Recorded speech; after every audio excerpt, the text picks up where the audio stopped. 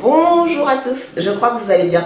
On se retrouve aujourd'hui pour une nouvelle vidéo. Je vais donc laisser la place tout de suite à Chloé et c'est parti. Je tiens à ce que vous la partagez. Je ne fais quasiment jamais ça, mais d'entrée de jeu comme ça, je vous invite vraiment à la liker et à la partager parce que c'est un très beau témoignage que vous allez écouter aujourd'hui. Je vais carrément quitter de cet endroit et je vais laisser la place à Chloé. Je vais donner la parole à une jeune femme qui est noire et qui a eu du mal dans un passé pas très lointain à assumer sa couleur de peau et à s'aimer telle qu'elle était.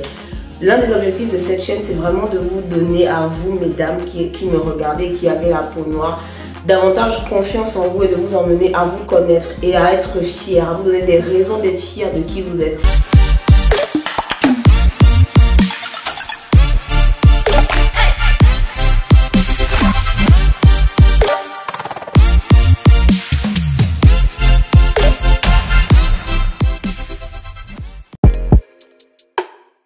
Alors moi je m'appelle Chloé, j'ai 25 ans, je suis actuellement salariée, je fais une pause dans mes études, je reprends mon master en marketing digital à la rentrée.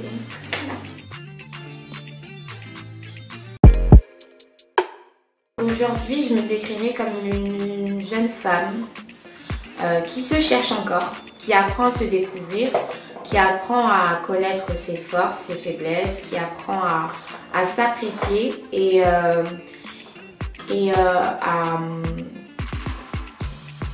je dirais se découvrir en tant que déjà femme noire, parce que c'est quelque chose que j'avais renié pendant un bon moment de ma vie, qui apprend à aimer également son histoire, qui apprend à ne pas renier en fait ce qu'elle est.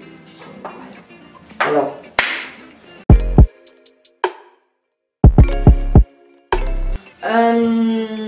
ce que je dirais, c'est que ça a commencé dès mon enfance. C'est-à-dire que très vite, dans mon enfance, j'ai été stigmatisée dans le sens où j'ai vécu dans le Nord. Enfin, je suis née en banlieue parisienne et j'ai grandi dans le Nord jusqu'à mes 7 ans. Et les Noirs, on peut les compter sur les doigts d'une main. Donc de ce fait, j'étais entourée d'enfants caucasiens. Et c'était très dur pour moi de pouvoir me faire accepter en fait en tant que noire, déjà très petit, dès l'âge de 4-5 ans. C'était toujours des remarques sur ma peau, sur mes cheveux, pourquoi tes cheveux sont comme ça, pourquoi tes cheveux sont pas comme les miens, pourquoi tes cheveux sont même moches en fait, surtout que les enfants sont assez cruels en tant qu'enfant. Ils n'ont pas forcément la notion de ce qui est bon à dire ou non. Et très vite, j'ai commencé en fait à faire un rejet. Déjà dès l'enfance, de ma propre personne. Je disais à ma mère, mais non, mais pourquoi je ne suis pas blanche? Pourquoi, surtout que ma mère est un peu plus claire de peau, pourquoi moi je ne suis pas claire comme toi? Pourquoi je ne suis pas blanche? Pourquoi ci? Pourquoi ça? Pourquoi j'ai tel trait au niveau de mon visage? Pourquoi mes cheveux ne sont pas lisses comme ceux des autres? Et je n'avais pas forcément en fait de modèle hormis ma mère, vu que le reste de ma famille est en région parisienne, auquel m'attacher en fait. Je n'avais pas forcément hormis ma mère, de personnes qui me diraient non, ta peau est normale, etc. Au contraire, j'avais des enfants qui accentuaient le fait que j'étais à part, j'étais différente d'eux. Et c'est vraiment en fait cet élément déclencheur dès l'enfance qui a commencé à semer en moi en fait ce sentiment de rejet par rapport à mon identité. Arrivée en banlieue parisienne, j'ai vécu aussi dans un quartier résidentiel à majorité blanc, il y avait de tout, hein, mais surtout j'ai commencé à traîner avec les enfants de type caucasien, etc.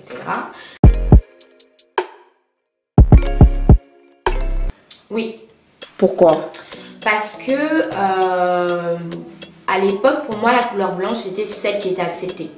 Que ce soit déjà à l'école, dans mon environnement proche, que ce soit même par rapport aux préférences des garçons, et je dirais même les préférences des garçons noirs, ils n'allaient pas en fait vers les filles noires. Leur type de filles, c'était soit les blanches ou un peu après c'est devenu les Tiss Curly. C'est vrai. Puis après c'est devenu les Tiss Curly, donc au final les noirs n'étaient pas acceptés. Donc c'était surtout en fait le regard des autres par rapport à moi-même. Au final, je me disais, mais en fait, autant être blanche. Donc qu'est-ce qui se passait, c'est qu'au niveau de mes pensées, j'avais envie de t'éclaircir la peau. Je voulais faire une rhinoplastie. Dès l'âge de 12 ans, je disais à ma mère, à mes 18 ans, je veux une rhinoplastie. Je m'achète pas, je veux pas l'histoire de voiture, permis, tout ça comme les enfants normaux. Je veux une rhinoplastie. Je détestais mon nez. Est-ce que là, t'as fait une rhinoplastie? Non. Est-ce que t'as changé quelque chose sur ton visage? Non. Comment ça s'est fait pour que tu ne le fasses pas? Comment ça s'est fait? C'est que j'ai commencé à... Déjà, au niveau de mon entourage, en grandissant, ma mentalité a commencé à changer. Premièrement, par rapport à moi-même, je me suis rendu compte que le fait d'être entourée forcément de blancs ne me rendait pas objective par rapport à ma propre personne, que je n'en savais absolument rien de mon histoire. Je ne comprenais pas moi-même en fait pourquoi je ne m'acceptais pas en tant que telle. Donc le fait d'avoir pas changé mes fréquentations parce que je fréquentais toujours des blancs, mais d'avoir en fait dans mon entourage des personnes noires m'a fait comprendre qu'en fait non, je suis noire. Je suis noire, il faut que j'apprenne à m'accepter, il faut que j'apprenne à m'aimer. Et honnêtement, ça n'a pas été un processus qui s'est fait en un claquement de doigts. Je dirais même que c'est quelque chose que je débute même aujourd'hui, que j'ai débuté il y a quelques mois. C'est quelque chose que je débute même aujourd'hui parce que au niveau de ma mentalité, j'étais vraiment conditionnée dans le fait de pouvoir en fait m'incuber en fait dans la société, le type de société européenne.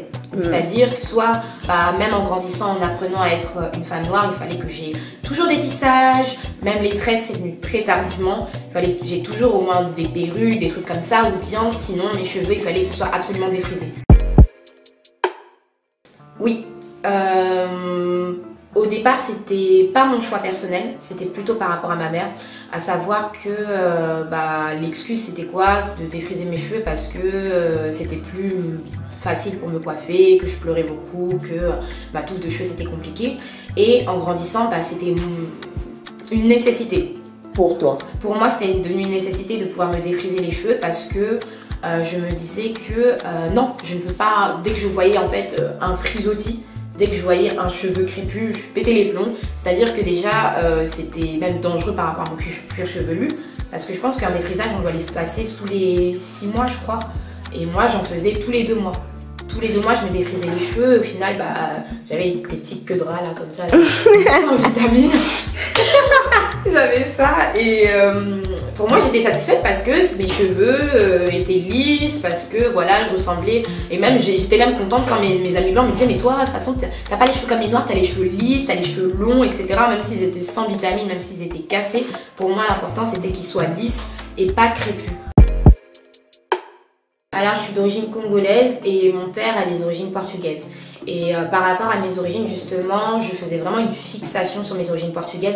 Je me disais, en fait, si j'ai du sang blanc, même ça, c'est nécessaire, en fait, pour prouver que, au final, je peux être belle. C'est triste à dire, mais pour moi, en fait, la beauté congolaise ne se reflétait pas. Ou du moins, on allait me dire, ah, t'as des beaux yeux, ah, t'as des yeux clairs, parce que... Du côté de mon père, ils ont les yeux un peu marrons, très clairs, ou verts, ou autres. Et je me disais, c'est normal parce que j'ai des origines portugaises. En fait, dans ma tête, j'assimilais la beauté à la société blanche. À la société blanche. Pour moi, j'associais systématiquement le fait d'être belle par rapport à ce qu'on me montrait, ce que je voyais. Quand je vois à la télé une Alia ou une Beyoncé claire de peau, je me disais, elles sont belles, elles sont adulées, etc. Elles sont en vie, entre guillemets, ce sont des modèles parce qu'elles ont tel type de peau, parce que leurs traits sont fins, parce que elles sont un peu plus acceptées, parce qu'elles sont blanches. Ou bien, dans ma tête, elles sont plus claires, donc au final, je ne m'acceptais pas au niveau de ma propre personne par rapport à ça. Et je mettais toujours les origines portugaises en avant. Ça veut dire que chaque fois qu'on pouvait te complimenter sur quelque chose de beau, pour toi, c'était certainement à cause de tes origines portugaises. C'est ça. Ok. Au niveau de ma personne, en fait, je ne voyais pas la beauté à proprement dit par rapport à mes origines congolaises. C'était, c'est normal parce que j'ai du sang portugais.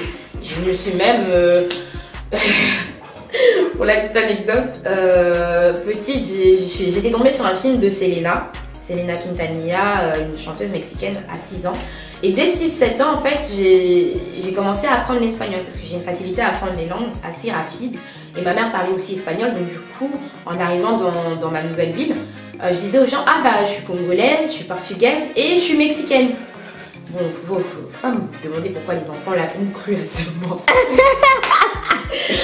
Donc au final, je faisais vraiment un rejet entier de mon identité. Je mettais mes origines, même plus que par rapport au sang congolais, lointaine, portugaise en avant, et même des origines qui n'existaient pas.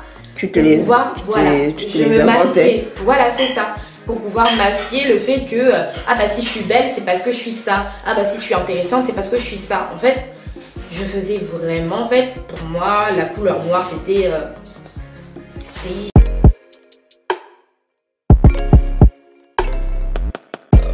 je trouvais ma mère belle. Et d'ailleurs, c'était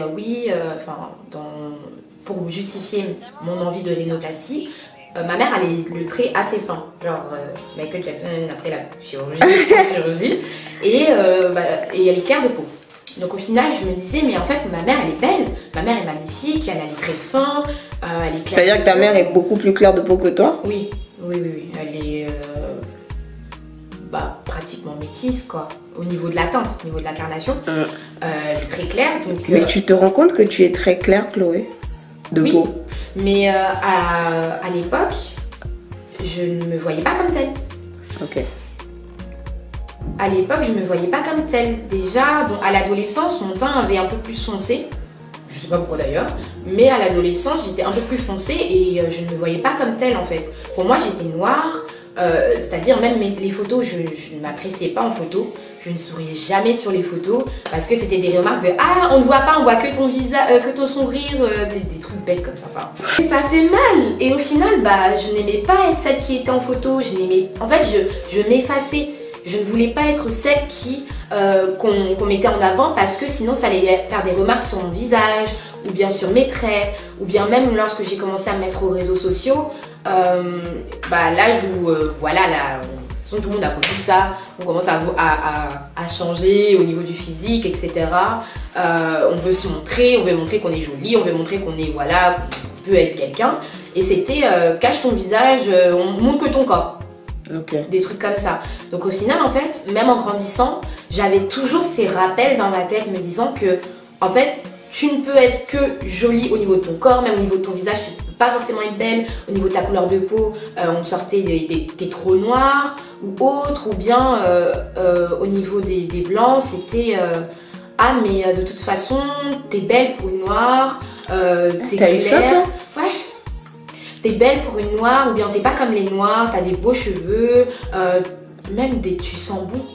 Non mais attendez, j'aimerais faire une parenthèse. Quand vous croyez que vous dites à une noire, tu sens bon pour une noire, vous croyez que c'est un compliment? Non mais honnêtement, et je pense que je l'ai reçu en pleine face à 19 ans je crois. Et c'est ça qui a fait comme un électrochoc dans ma tête. Je me suis dit mais en fait, ça veut dire quoi être belle pour une noire? Ça veut dire quoi être jolie en fait en tant que noire? Et c'est là où je me suis rendu compte moi-même que en fait toute ma vie j'ai fait un rejet de cette nature qui est la mienne. J'ai fait un rejet de cette appartenance, enfin j'ai fait un rejet de mon identité en fait. Et je me rendais pas compte que tout au long de ma vie, par rapport à tout ce que j'entendais, etc.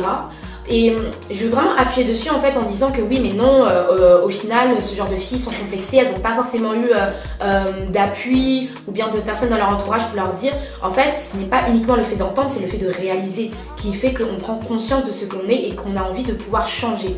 Il y a une différence entre savoir et réaliser. Donc c'est vraiment une différence en fait qu'il faut souligner par rapport à toutes ces jeunes filles qui aujourd'hui ont cédé à tous les appels en fait de critères de beauté européens du style caucasien ou autre, qu'il fallait pour être belle, il fallait se blanchir la peau ou autre.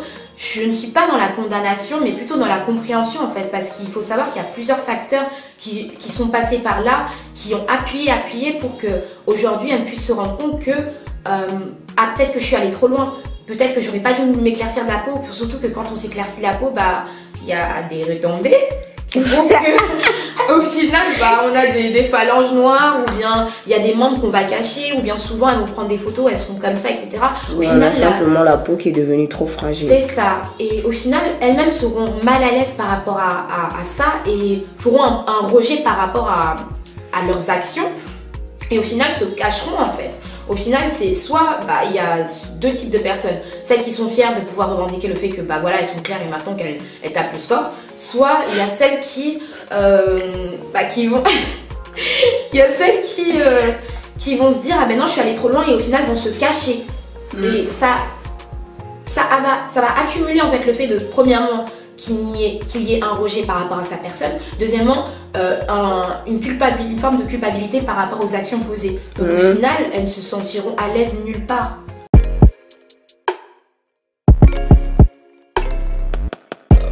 Oui, totalement. C'est-à-dire que déjà très tôt, très jeune, même quand les petites là, elles ont un crush, on va dire, ah, toi t'es amoureuse de qui? Moi je sortais pas de personnes, comment dire, comme moi. Je sortais pas d'artistes noirs ou autres. Ou bien les références que j'avais c'était qui? Yannick Noah. Je me disais pas. Non. Mais c'est vrai. Ok. Mais c'est vrai. Mes crushs étant petite, c'était qui? Justin Timberlake. Comment il s'appelle? Julian McMahon. Celui qui jouait Cole là dans Charm. Voilà, c'était plutôt ça. Même au niveau des personnes que je convoitais, des personnes sur qui je flashais, c'était vraiment typiquement que des blancs. Je ne regardais pas les noirs. Déjà, premièrement, parce que ça ne m'intéressait pas par rapport au fait que dans ma tête, j'étais vraiment conditionnée sur le fait d'être le mieux accepté possible dans la société. Donc, il fallait que je devienne un peu comme le type de noir accepté par les blancs. Ou bien également parce que déjà, premièrement, les hommes noirs ne voulaient pas de moi. Vraiment, en fait, faut savoir que l'éveil qu'on a au niveau des consciences, au niveau du fait de pouvoir s'accepter, de revendiquer sa négritude, etc., c'est vraiment que récent. Parce que les noirs là qui sont là en train de nous aduler, là, c'était eux qui nous critiquaient. J'aimerais aussi... j'aimerais souligner ça. Parce que les autres étaient trop noirs, autres étaient trop si, surtout que moi, je cumulais, je faisais un peu un espèce de micmac. J'étais noire, j'étais anorexique, je me trouvais pas jolie, etc. Donc au final, j'étais vraiment pas le type de fille sur lesquelles les noirs en fait allaient s'attarder sur moi. Donc au final, je me disais, écoutez, vous voulez pas de moi, ok, de toute façon je vais aller vers les blancs. Et les blancs au final m'acceptaient. Et comme j'avais justement ce sentiment de pouvoir être acceptée, non pas de pouvoir m'aimer pour ce que je suis, je devenais en soi ce que eux voulaient que je sois. Et c'est vrai que ma mentalité a beaucoup conditionné mes choix amoureux. Je suis sortie majoritairement qu'avec des blancs jusqu'à mes 20 ans où j'ai eu une petite erreur de parcours. Et après je me suis dit non, je ne peux pas. Je pense qu'il y a un problème avec moi. Je pense que en fait c'était même plus le fait en fait de pouvoir se dire que ah non il est noir, il est beau mais il m'intéresse pas. C'était vraiment il est noir, je m'intéresse pas à lui. C'était vraiment dans ma tête, c'était classifié. Tu es noir, je ne sors pas avec toi. Je ne sors pas avec les noirs, etc. Et en plus de ça, j'étais maltraitée. Je me disais, je peux pas sortir avec un Congolais. Imagine, c'est mon cousin, on ne sait jamais. Donc au final, je sortais pas avec les noirs. Ok. On va parler à présent de la phase de guérison qui a commencé, si je peux appeler ça comme ça. Ouais. Tu as eu 3 grands déclics. Ouais. Est-ce qu'on peut en parler? On va donc s'arrêter par là aujourd'hui, mais comme vous le voyez, le témoignage, il est incomplet. Si vous voulez découvrir comment Chloé a fait pour s'en sortir, comment elle a fait pour assumer finalement sa couleur de peau et pour se trouver belle et pour s'aimer, je vous donne rendez-vous vendredi prochain à 18h. J'espère que vous serez là et que vous allez continuer de partager en masse la vidéo. À la semaine prochaine.